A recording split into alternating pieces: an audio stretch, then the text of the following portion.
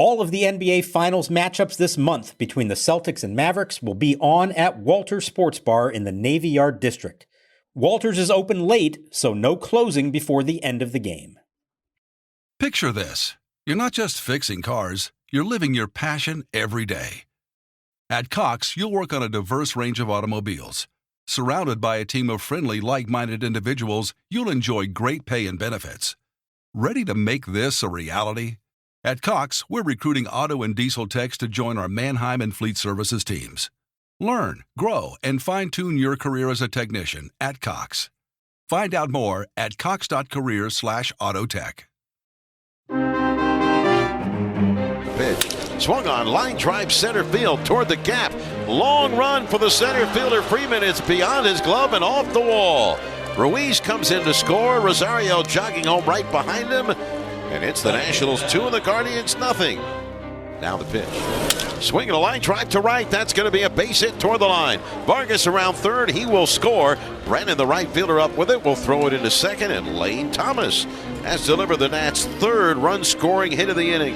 And the Nationals have cashed in here in the top of inning number 2. It's the Nationals 4 and the Guardians nothing. Instead of the pitch, swinging the ground ball is short. Vargas has it to Garcia, 1 at second. Throw to first. Double play, and the inning is over.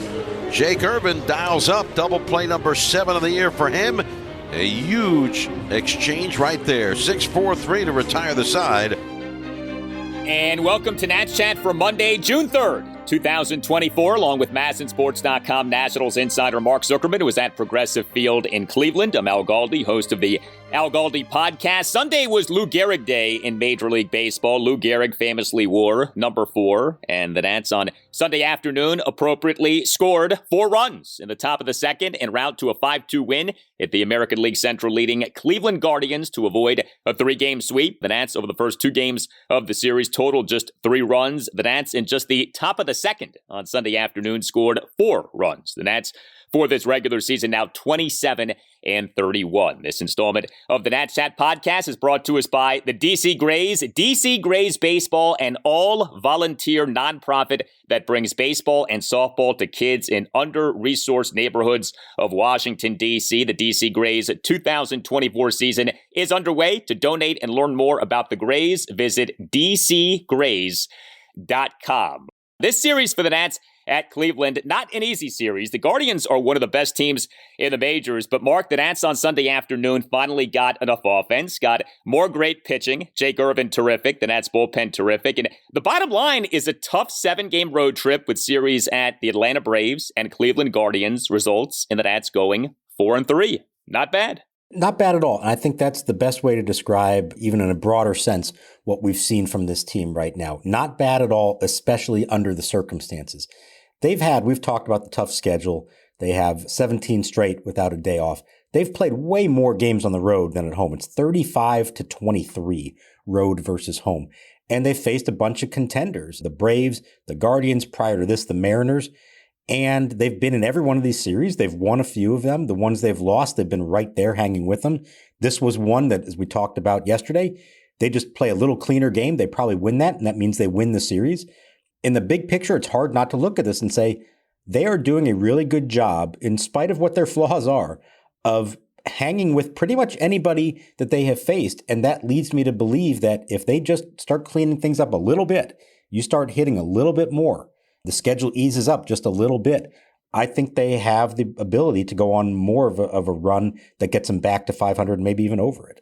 Well, not to look too far ahead and not to assume anything, but next up for the Nats is a 3-game series at home against a team that is quite the mess. I tell you, if you take out the T and insert an additional S into this team's name, you have exactly what this team is. A 3-game set against the New York Mets, or maybe I should say New York Mets, Monday through Wednesday. So you wonder if maybe the Nats can start to go on a bit of a run. Before we get into some of the specifics of this win on Sunday afternoon, C.J. Abrams, for a second consecutive day, a late scratch from the Nats lineup off injuring his left shoulder in Game 1 of the series on Friday night. Also, Jacob Young on Sunday afternoon did not play off exiting Game 2 of this series due to swelling in his right hand. Is either situation concerning in your opinion?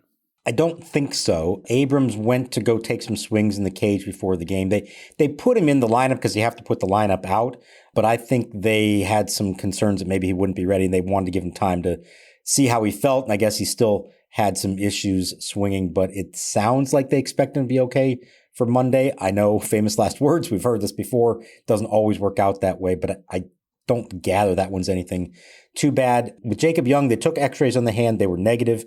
I think the idea was if they absolutely needed him in this game, he probably could have played. They figured, let's give him the day off and see how he does on Monday. Now, to go back to the notable play from the day before, it does look like the pitch got him on the hand, maybe in addition to the bat. It maybe wasn't all or one of the other. It kind of got both.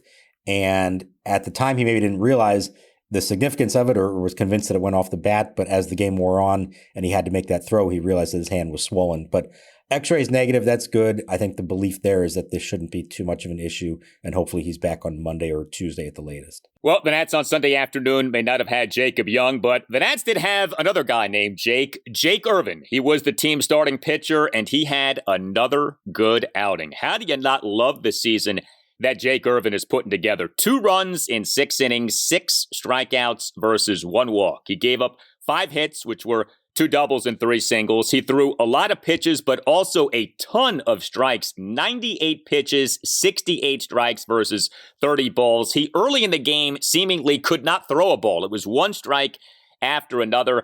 And the bottom line ends up being yet another good outing for Irvin now in this regular season. 12 starts, ERA of 3.39, whip of 1.03, best among Nats starting pitchers, walks per 9 innings of 1.57, best among Nats starting pitchers. And maybe as impressive as anything, there is a real consistency with this guy that is emerging. It feels like start in, start out. You know what you're going to get. You like what you get from him. Man, it has just been a pleasure to watch him so far this season. I think the only thing that's really holding him back from getting even more attention than he has is something that is not his fault at all, and that's a lack of run support until this game. They had scored a total of 9 runs for him over his last 5 starts, and they lost every one of those games, even though he had pitched well in, I think, all but one of them. He has been a model of consistency, and the longer this goes on, the more you say that this is who he can be. I think he's a guy who's pitching with a ton of confidence right now. He's facing a tough Guardians lineup that puts the ball in play very well. And what does he do? He goes out and throws 14 straight strikes to start the game. 9 for 9 in the first inning with 3 quick outs. So that to me is a guy who believes in his stuff. His curveball has been outstanding. He is consistently getting them to the 6th inning or even beyond with a pitch count that is manageable. This really, like you said, has been a pleasure to watch. And the longer it goes, the more I believe that this is who Jake Irvin can be. I was high on him coming into the season. I liked what he did this spring. I thought there was a chance for him to really take a step up.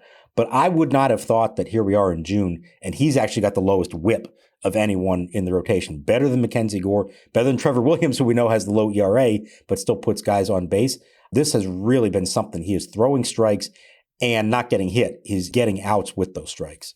It's so interesting with this Nats very good starting pitching because in each of the major categories, you have someone different leading the way. So if you love ERA, Trevor Williams is the guy leading the way. If you love whip, Jake Irvin is leading the way. If you love strikeouts per 9 innings, Mackenzie Gore is leading the way. All 3 guys are having good seasons. But you know what stands out to me? If you look at pitches per inning among Nats starting pitchers, the 2 lowest belong to Jake Irvin and Mitchell Parker. They are outpacing the veterans on this staff when it comes to being pitch efficient this season. And does that not say so much about these 2 young guys and what they're doing this season?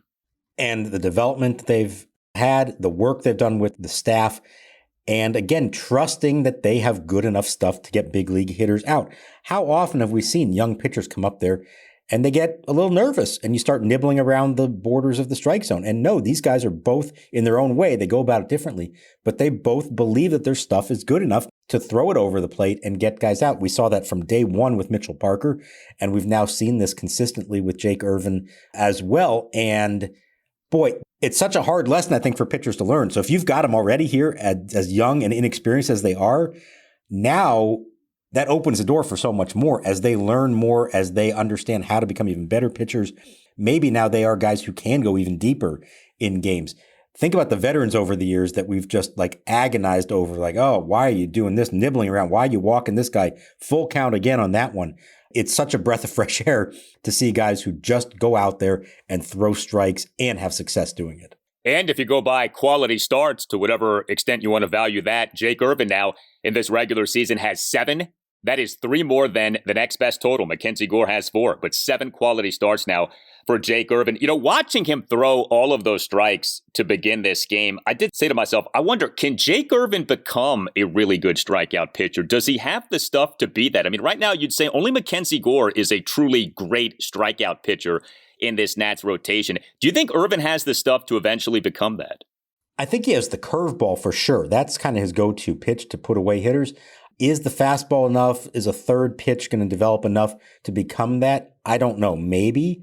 I don't see him as ultimately that Mackenzie Gore, like blow you away kind of stuff, because I think his fastball is not up to that caliber. But the curveball is good enough. And if he can just get enough faith in a third pitch, then I think it's possible he can be like a notch below that and maybe be like a 8 to 9 strikeout per 9 innings kind of guy. Maybe not top that the way that Gore would. But it's nice to see somebody who does have the ability. I mean, we don't think of him necessarily as this overpowering pitcher, but you throw strikes and you get ahead, it opens the door to a lot more. And when you have a really plus breaking ball like he does, that can be good enough to put away a lot of hitters. And the Nats bullpen in this 5-2 win at the Guardians on Sunday afternoon, terrific. 3 Nats relievers combined for 3 scoreless innings. Robert Garcia, a perfect bottom of the 7th. Good to see him bounce back off his rough outing in Game 1 of the series. Hunter Harvey, perfect bottom of the 8th. Kyle Finnegan, scoreless bottom of the 9th for the save. We had not seen either Harvey or Finnegan in this series. We see each guy on Sunday afternoon, and each guy continues to be so good. I mean, every reliever was basically perfect. I know Finnegan gave up that 1 2-out single, but, that was not a big deal with a 3-run lead. It's a fine line with them sometimes because you say, well, they've been sitting for too long. They get rusty and now they're not as good. But you also worry about the overuse and what that leads to. So they each had a couple of days off. I think they looked fresh in this one. Very efficient, low pitch counts. And that bodes well now for them being able to come back on Monday if they need to against the Mets if they have a lead. I can't remember the last time I felt this confident about the bullpen for the Nationals. You give them a lead late in the game, and I know there have been a couple of blowups, but boy, by and large, I do not really worry about that happening because it's not just that they're finishing out games, but they're doing it with very little drama for the most part, and that is something we have not seen here in a long time. And a byproduct of the really good starting pitching is that Davey Martinez now isn't having to use so many relievers game in, game out. There was a time not long ago where we on this podcast would lament, boy, Davey, every game, 4 or 5 relievers. Look at the number of relievers used in each game of this series. Friday night, 3, Saturday, 2, Sunday afternoon, 3. Like, that's a more manageable, digestible number of relievers to be using game in, game out. And as the Nats still don't have a scheduled off day until a week from Monday, you need that, and you're getting that. I think that that's big, that now finally things have kind of settled to where the bullpen is not being used the way it was being used in terms of seemingly being overused as of just a few weeks ago.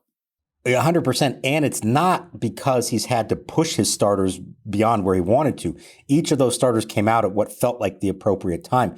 So it's not like he's saying, well, my bullpen's kind of been overworked, so I got to ask for more from a starter. No, it has all really worked out as well as you could hope because the starters have been efficient and because the relievers, you don't have those, well, this guy comes in and all of a sudden he's got 2 on. And well, now we got to make a mid-inning change and bring in somebody else to bail him out of that one. It really has been something. And again, against what should be considered some pretty good hitting teams. I know the Braves have been struggling lately, but that's still a lineup that you worry about. And this Cleveland team, I think hopefully fans over the course of the weekend who watch this came to appreciate just how good they are. A lot of really talented hitters in that lineup led by Jose Ramirez. This episode of Nats Chat is brought to you by DC Grays Baseball. DC Grays Baseball is an all-volunteer nonprofit that brings baseball and softball to kids in under-resourced neighborhoods of DC. Inspired by the great Grays team of the Negro Leagues, who played many championship seasons in Washington with stars like Josh Gibson and Buck Leonard, the DC Grays have developed their MVP program. It gives boys and girls in underserved parts of DC the same opportunity to pursue their baseball and softball dreams as do kids from more affluent parts of the DMV. The Grays provide expert coaching, uniforms, equipment, and tournament travel free of charge. A donation of $100 will help a child in D.C. to participate in the Grays MVP program. The Grays also field a team in the Cal Ripken Summer Collegiate Baseball League. Their 2024 season is now underway. To donate and learn more about the Grays, go to dcgrays.com. Prize Picks is America's #1 fantasy sports app with more than 5 million members. It's the most fun and exciting way to get in on the action while you watch your favorite sports and players. You just pick more or less on 2 or more player stats for your shot to win up to 100 times your cash. I made my first $10 deposit and received an instant $10 bonus. And if you have the skills, you can play for a shot of turning your $10 into $1,000. And playoff time is the best time to join the Prize Picks community of over 5 million members who have already downloaded the app. Prize Picks is available in more than 30 states across the country, including California, Texas, and Georgia. Download the app today and use the code BLUEWIRE for a first deposit match up to $100. That's a first deposit match of up to $100 when you download the app and use the code BLUEWIRE. Prize Picks. Pick more, pick less. It's that easy. Are you looking for tickets to an upcoming event? That's why you should download the Game Time app. Create an account and use code NATSCHAT for $20 off your first purchase. You get cheaper tickets, and it helps the podcast a bit. Sounds like a smooth 6-4-3 double play. Again, create an account and redeem the code NATSCHAT for $20 off. Terms apply. Download Game Time today. Last minute tickets, lowest price, guaranteed. Pitch swung on, line drive center field. That's a base hit. Meneses around third, being waved home. Freeman's throw to the plate is offline up the first base line. And heading for second on the play is Vargas. The catcher Naylor had to come up the line to get it, then bobbled it, juggled it, bobbled it. By that time, he had no play on Vargas going to second.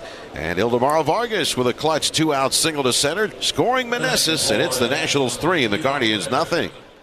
Well, the Nats offense in this 5-2 win at the Guardians on Sunday afternoon. 5 runs on 8 hits, which were 3 doubles and 5 singles, 2 walks. The Nats went 3 for 6 with runners in scoring position. Yet again, no home runs. We know how it is with the Nats. Do they get just enough offense to complement the pitching? And the answer on Sunday afternoon was yes. And one of the nice things with the Nats offense in this game on Sunday afternoon, a 4-run top of the second. It's funny how things can go. First 2 games of this series, the Nats totaled 3 runs. The Nats in just the top of the second on Sunday afternoon, 4 runs and some key hits in this inning. Joey Meneses, he and the Nats 4-run second to 1-out, 2-run double to deep center field for a 2-0 Nats lead. Meneses in this game as the Nats starting DH and number 7 batter, dropped all the way down to the 7th spot. Initially was going to be in the 8th spot until Abrams was a late scratch. Meneses 1 for 4 with the 2-run double. Ildemaro Vargas, your C.J. Abrams replacement, he and the Nats 4-run second, a 2-out RBI single to center field for a 3-0 Nats lead. Vargas in this game, Nats starting shortstop, number 9 batter, 2 for 4 with the RBI single and another single. And he had a stolen base. And Lane Thomas, seeing the Nats 4-run second, a 2-out opposite field RBI single to right field for a 4-0 Nats lead. Thomas in this game, the Nats starting center fielder and number 1 batter, 1 for 3 with the RBI single and an RBI sac fly. He and the Nats 1-run fourth had the 1-out RBI sac fly for a 5-2 Nats lead. That was impressive, the way the Nats got things going and kept things going in that 4-run second against Carlos Carrasco, and that ended up being enough offense. Yeah, and to do it early, it just gives a completely different feeling to it all. You know, when they do that late in the game, you get excited about it, but you spend all day wondering, well, are they going to finally get anything going or not? And here it was right from the start, putting them out in front. Now, they didn't sustain it at all because there was nothing going on once Carrasco left the game. But they took full advantage of that guy who Carrasco's had an interesting career. There have been times he's been really good. He's obviously dealt with a lot of stuff physically that has maybe prevented him from being the full pitcher and having the kind of career that he would have hoped. At this point, he's not what he used to be, and they took advantage of that. They hit him pretty well. And I'd love to see Joey Meneses with, second and third and 1 out. And so often we just see him hit a little flare to right field. No, he hit that one with authority, deep left center field. I know they didn't hit any home runs, but that one was hit with some real authority. It kind of felt like a home run type of swing to the deepest part of the park. For him, you need to see a lot more of that, obviously. And so that was nice to see. And then for them to sustain it and not just end the rally there, but keep it going, I thought was really good. Any surprise that the Nats, with Jacob Young out, had Lane Thomas in center field and not Eddie Rosario? We know the Nats like Lane better in right. Rosario has played some center, not a ton, granted, but any surprise with that? No, and if you go back and remember, who was their opening day center fielder this year? It was Eddie Rosario, and we all kind of thought, like, what are you doing here? That's a little bit odd. They talked about it all spring. I think over the course of time, they have come to see that Eddie Rosario, maybe not as sure-handed out there as they would have liked to believe that he was at this stage of his career. And it's funny, on Saturday, when Young came out of the game, initially it was Rosario in center. They finished out that inning, and then when the inning was over, I don't know if it was Miguel Cairo that decided, or maybe Davey from back in his office sent word to the dugout, hang on a second, flip-flop those two. Let's get Lane Thomas in center field. I know he hasn't been a great center fielder in the big leagues, but I think given their options, he's probably the best at it. And I know you don't want to move a guy out of a position that he has played pretty well. But again, I think when you look at what else you have available to you, right now, Lane Thomas is their best choice until they make another move or call somebody else up. It's so funny how baseball can work. The day on which the Nats announced they have requested unconditional release waivers on center fielder Victor Robles, Jacob Young gets hurt. Like, that's some kind of cruel joke from the baseball gods that things played out that way. If that injury happens a week earlier, Victor Robles is still on the team and you're starting center fielder for at least a few days, if not longer than that. Well, we did have, yet again, a Nats base runner getting picked off on Sunday afternoon. This is becoming almost comical. This is happening almost every game now. But Nick Senzel on Sunday afternoon, as the Nats starting third baseman and number 5 batter, had a good game, 1 for 3 with a double and a walk. And the walk was super impressive. Top of the 8th, a 2-out, 13-pitch walk to conclude a plate appearance in which he was down in the count at 1.12. That really should be the focus. A great plate appearance by this guy. But he then got picked off and caught in an attempted steal of second base. So that marks 8 times in the last 10 games that a Nats player has gotten picked off. So look, I mean, we keep saying the same thing. I don't know what else there is left to say. But geez, can we please have this stop happening? Can we go 2 or 3 consecutive games without a Nats base runner getting picked off? In this case, Davey Martinez took the blame for it. He said he told Senzel to go on the first move, thinking they'd catch him off guard. I don't know if he's covering Senzel or if he's being sincere with that. Regardless, there's one player on this team that has not stolen a base yet this year, and that's Nick Senzel. Even the catchers have done it. I know they're a running team, but in that spot, 2 outs, you're up 3 in the 8th inning. Is that the time to send Nick Senzel? I don't know, unless this was just a case of, hey, he's the only guy left on the team who hasn't stolen a base. Let's see if we can sneak one in there, and now he won't be alone in that regard. Not the smartest move, whether it was him doing it on his own or whether they called for it. I don't really get that. Thankfully, it didn't cost them at all, but you were right. It's happening way too much. And, I forget if we had noted this before, Gerardo Parra had the weekend off. He had a family commitment. And so Chris Prieto, who was their minor league base running coordinator, was actually the first base coach. We didn't really discuss that, and there wasn't a whole lot to do with him, but maybe a little unfamiliarity there had some kind of role in it. Not that they haven't also been getting picked off with Parra, but I believe Parra is expected back on Monday. And it is something you have to clean up because this team is not built offensively to be able to make up for stupid mistakes like that. And that is a stupid mistake. There's no reason for that to happen. Again, it's not a base running out of aggression. It's a base running out of carelessness, and that they cannot afford to do. Hey guys, it's Al Galdi for Window Nation, which has another great offer for listeners of the Nats Chat podcast. Window Nation is extending its semi-annual sale, 50% off all window styles, plus 0% interest for 5 years, and an additional bonus if you schedule an appointment between now and the end of this month. Call 866-90NATION or visit windownation.com and tell Window Nation that Al Galdi sent you. Window Nation windows are the best. Add to the look, feel, and value of your home. Every Window Nation window undergoes a 50-point inspection before the window leaves the Window Nation factory. And know that Window Nation's vinyl windows can do everything that wood or composite windows can do, and at a fraction of the cost of wood and composite windows. Take advantage of this offer for listeners of the Nats Chat podcast. 50% off all window styles plus 0% interest for 5 years, and an additional bonus if you schedule an appointment between now and the end of this month. 866-90Nation or windownation.com. That's 866-90Nation or windownation.com. And tell Window Nation that you want the deal that you heard about from Al Galdi on the Nats Chat podcast. From grown-worthy dad jokes to patching up skinned knees, your dad is one of a kind. This Father's Day, give him a gift that is guaranteed to take him to his happy place. Omaha Steaks.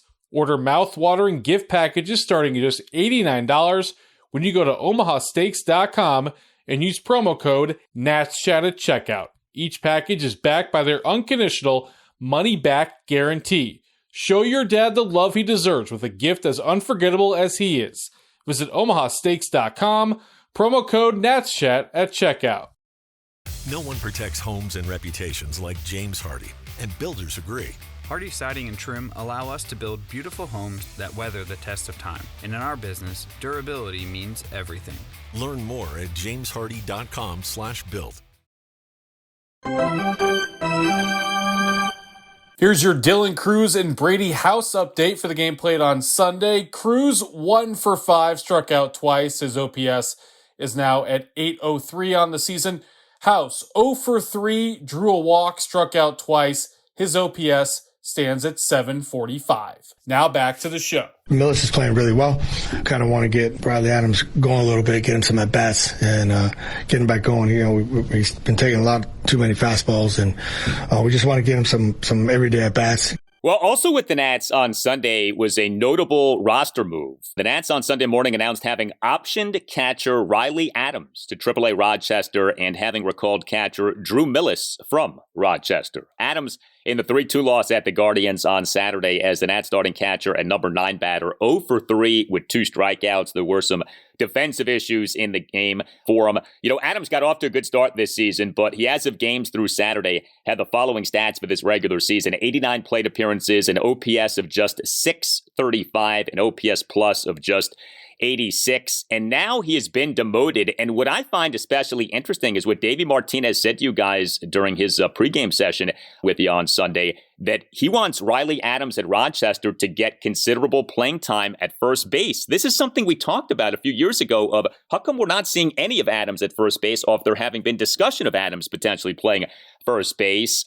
The notion of him playing first base seemed to have gone away, but now it appears is back. Yeah, this is not a topic that had come up in quite a while, and I kind of figured we were past that and it's no longer going to be a thing. I suppose the idea was, well, it's hard to do that at the big league level, so let's have him go to AAA. Number one, just get more consistent at bats no matter where he's playing in the field. When you catch once or twice a week, it's hard to find a rhythm. Now, the problem with that is you say, okay, we think he needs more at-bats to get his swing down. Well, if he does that and he comes back up, are you going to give him more at-bats when he comes back? Or are you still going to continue to play him like a backup catcher and he only starts once or twice a week? Maybe that's where the first base thing comes in. If he can get comfortable enough there, and we know the extent to which Joey Gallo and Joey Meneses have struggled, and maybe they're also thinking further down the road this season when there could be some trades, that maybe there is an opportunity for Riley Adams to start playing first base to some extent. We'll have to see how that all works out. The move caught me off guard somewhat. I think it probably caught Riley Adams off guard, but like you said, he had been struggling a lot lately. He had a particularly bad game on Saturday at the plate and in the field with that wild pitch that he had trouble locating and rolled all the way towards the dugout, and Jose Ramirez scored from second base. So you want to believe that maybe getting a chance to be a number 1 catcher and start on a daily basis and get some time at first could be good for him. You just hope that this isn't the case for him personally, that emotionally that's a tough move. You haven't been in the minor leagues for a few years. He still did have options. He's about to turn 28, not typically the kind of move you expect for somebody of that age. Does he take it the right way or does he take it the wrong way? And if Drew Millas plays well up here, who knows what that means for the future of Riley Adams in the big leagues. I'm interested to see what Millas does at the major league level. Now, the last time he was up at the major league level, he was on a milk carton. We did not see him. But Millas this season for AAA Rochester doing quite well. Batting average of .308, on base percentage of .353, slugging percentage of .505. I did have to laugh, though, in looking at the numbers for Riley Adams because, you know, I mentioned OPS plus. he is better than Keibert Ruiz in both of those categories this season. And if you want to drill a little deeper, you look at like defensive WAR per Baseball Reference. Adams' D-WAR is superior to Keibert's this season. Adams' D-WAR is 0.2, better than Keibert's 0.0. This is coming into the game on Sunday. Now, look, I get it. Riley Adams is not Keibert Ruiz in terms of perception or contract. Like you said, Adams has options left. Keibert does not. It's not like I was anticipating Keibert being demoted. But if you're going off merit, Adams has been better than Keibert Ruiz this season. That is the hard, inconvenient truth here. Well, and the other part, I'll take it even a step beyond that. If I had said to you, okay, which offensive players in this team are struggling the most and should be in danger of losing their jobs right now, you would have had some other names on that list, I think you would have said, before Riley Adams. Not like a swap of backup catchers is the thing that's going to turn the whole thing around for this team. It's not. So I did find it a little bit curious that was the move that we've been kind of waiting. Okay, are they going to make a big move? Is Joey Meneses in trouble? Is Joey Gallo in trouble? We know Victor Robles was in trouble and is now gone. I was not really thinking in terms of, well, let's swap out the two backup catchers and that could make any kind of difference. And maybe that's not their motivation for it. The other part of that is, like you said, Millas hasn't played a whole lot when he's been up here. Davies said that he does want to get him out there a little bit more. And so, okay, how's this going to work? Will he be behind the plate more? Will Ruiz DH more? A lot of people are curious, what could Drew Millas be playing in the big leagues? But why is it that Millas would get an opportunity that Adams didn't really get? I'm not sure. It's going to be interesting to see how that plays out. Well, next up for the Nats, a 3-game series against the New York Mets at Nationals Park. Game 1, Monday evening, 6:45. Mackenzie Gore will be the Nats starting pitcher. Game 2, Tuesday evening at 6:45. Trevor Williams will be the Nats starting pitcher. And Game 3, Wednesday afternoon at 4:05. Patrick Corbin will be the Nats starting pitcher. In case you are not aware, the Mets are an absolute train wreck so far this season. 24-35, a winning percentage of just .407. And it's not just that, it's how the Mets have arrived at 24-35. Some ugly losses. There has been dysfunction. There was this Jorge Lopez situation this past week, which we could spend like an hour discussing. And there's also this now. The Mets are basically openly discussing. David Stearns, a few days ago, openly was talking about potentially being big-time sellers regarding the trade deadline. I mean, already now, we're just beginning June, and the conversation in New York is about the Mets potentially being aggressive sellers. So look, if you're the Nats, you can't assume anything with this series. I get that. But boy, does this seem like a very good opportunity for the Nats to get at least a couple of wins. Edwin Diaz also has been a mess at the end of games, even losing the closer's role at times. And that team, they come to D.C. for 3, and then they are going straight from Washington to London, England for a 2-game weekend series against the Phillies. So I'm sure they're not looking forward to the travel involved in that, as excited as they might be to go play abroad. This is a series that I think could go either way. This is one where if you get the Mets while they're down, you can really deal them a big blow before they head across the pond. You could also see them bonding together and maybe somehow starting to play better in anticipation of that trip. So if I'm the Nationals, I would love nothing more than to kind of stick another fork in the Mets and sort of solidify their fate. And right now, the Nationals are kind of comfortably in third place ahead of them. And that will be fascinating to see how that plays out the rest of the year if the Mets do indeed become sellers at the deadline. So they caught the Braves at a good time, all things considered. They may be catching the Mets at a good time. It would be nice to take full advantage of that. Yeah, caught Seattle at a good time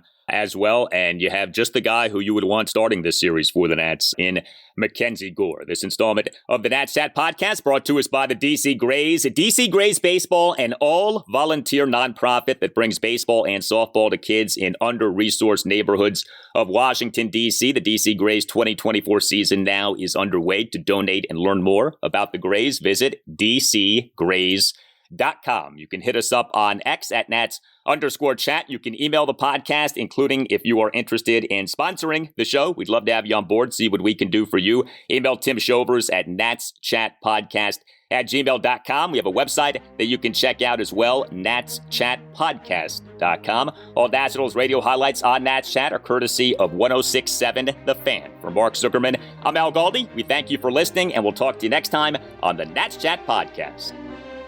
Carlos Mendoza said that he understands the emotion, but that particular action of throwing your glove into the stands was unacceptable. Looking back on it, do you regret doing that? No.